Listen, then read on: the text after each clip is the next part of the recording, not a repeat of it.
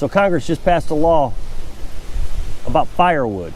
Before I get into that, I mean, the whole video is going to kind of bring us back to the firewood in Congress, but it's kind of going to go in a lot of different directions, but it's all related. So as you know, we heat with firewood. That's our primary source of heat. Our backup heater, if you want to call it a backup heater, is a little heater, portable buddy, Mr. Heater. It can heat about 200 square feet, and our house is just under 200 square feet. It uses propane, but this is free. As I reported in the past, everything you see here, both walls of firewood, and got another wall down there, we got free from just people giving it away. They cut down a tree in their yard they don't want. They tell us to come get it. It's on Facebook Marketplace. You get the free stuff app. A lot of people put free app. It's not free app, it's free stuff. Get the free stuff app. It monitors Facebook Marketplace for all the free stuff. We have 15 years of firewood here, and yes, it'll last 15 years. I've explained this before, and it's not even worth arguing. I mean, people just don't believe me. That's fine. If you don't want to get 15 years worth of firewood, that's fine. Some people will say that it'll rot within 2 years. Well, it's not even dry in 2 years. You can't even use it until about the 3rd year. This oak just lasts so long. And then I got a lot of hickory in here also. That's even more dense, holds water even longer.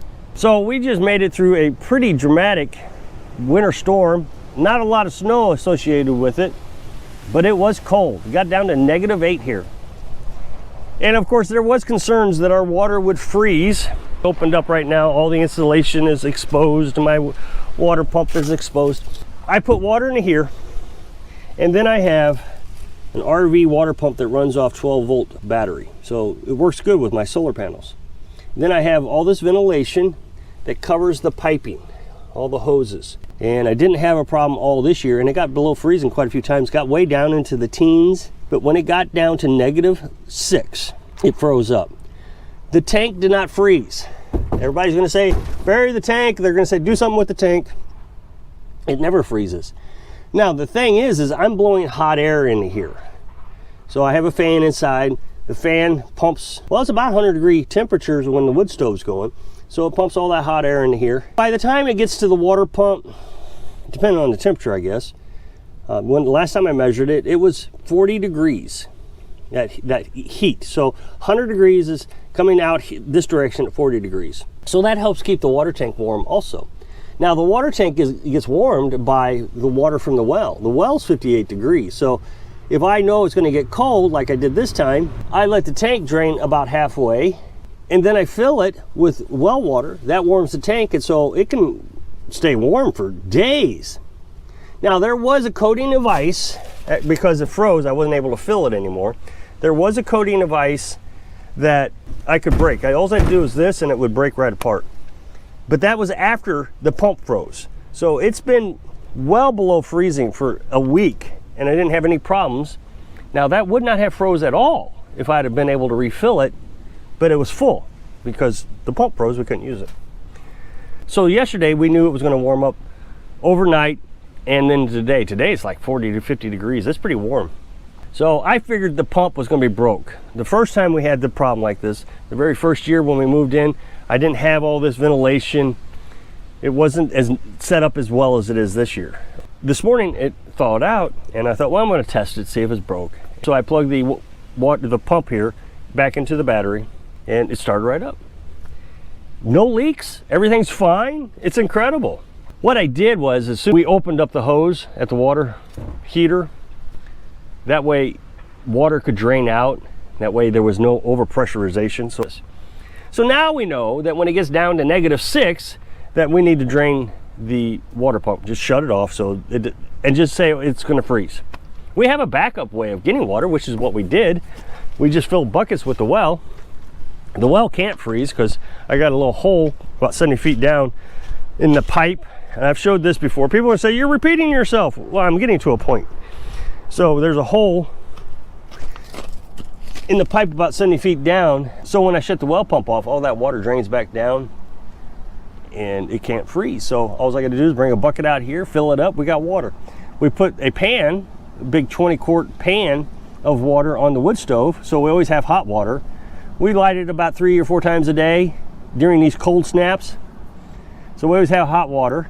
If we want to take a shower, all I gotta do is run a hose from here into the house, into the water heater. I've showed that. You can just disconnect the water pump that I just showed you and connect this, turn this on, and you've got hot water. So we can still have showers. Everything worked perfectly because we have wood heat. I'm gonna be honest, that's why we do so well, is because of wood heat. I didn't have to be concerned that we were gonna get cold. Now, the only downside to my life is when it gets that cold, I gotta get up 2 o'clock in the morning and start the wood stove. It really isn't that big of a deal. It takes about 10 minutes of my life, so I mean, it's no worse than getting up and going to the bathroom. But I do know that a lot of people's electric shut down on them and they didn't have heat. Well, I don't have to worry about it. We have very little electric as it is. We live off solar panels. So what we did was we took all our food out of the freezer, put it in a cooler, all the freezer items, let it sit outside, and it stayed frozen outside, which saved us electric, so I could run an extra fan to pump that hot air into the tank. That being said, imagine if I had stopped pumping hot air after that pump froze. That tank would be a block of ice. It would take weeks for it to thaw out. But since I was able to pump that 40-degree air in there, even though the water pump was froze, it didn't get any worse. But I've said in the past, in several videos, that the EPA wants to ban this stuff. And they've actually put a lot of restrictions in place since 2014, making it harder for wood stove companies to make wood stoves. They've become more efficient, which in my mind is a really good thing. I have an efficient wood stove, 80% efficiency. I don't have to use as much firewood to get heat out of it. Now, I live in a tiny house, so I don't use much firewood anyways. I mean, little sticks like this, look at that, I can wrap my hand around it. Little sticks like that, maybe 3 of those. So I have efficient wood stove, tiny house, and a cord of wood lasts me a year. Now I hear some people say, oh, I got 4 or 5 cords of wood is what I gotta use to heat my house. Well, I don't. And so having an efficient wood stove is a great idea. The problem is it really runs up the cost of wood stoves. So people can't afford them. So my recommendation there is go on Facebook Marketplace and look for wood stoves. We got ours. It was a $2,200 wood stove. It's obsolete because the EPA each year requires higher efficiencies. So mine's 80% efficiency. So let's say now they require 90% efficiency. So mine's like 2 or 3 years old now, but it was only used twice when I bought it. Used for $400. And Carolyn sees them on Facebook Marketplace all the time. Now, it's my understanding, based on some of the Facebook posts I've seen in these off-grid groups, that it is getting harder to find. Maybe because it's wintertime, I don't know. There are some states that won't let you use them. It is confusing as all get up to figure out which states will, won't, and all that stuff, but I think Oregon's got higher restrictions on wood stoves than the EPA requires, and California, I think, has all but banned them. Most municipalities won't let you use them at all. Now, here's what's so funny. The EPA is not making things more restrictive because of carbon. They're making things restrictive because of pollution. They're saying the smoke that comes out of the chimney can cause asthma and all kinds of diseases and lung cancer, so that's why they want to ban them.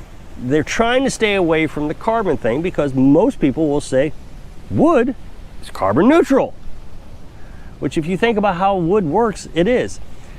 A tree absorbs carbon its entire life, taking it out of the atmosphere, doing however it does it. When it dies, it releases the carbon. So it's just a constant recycle.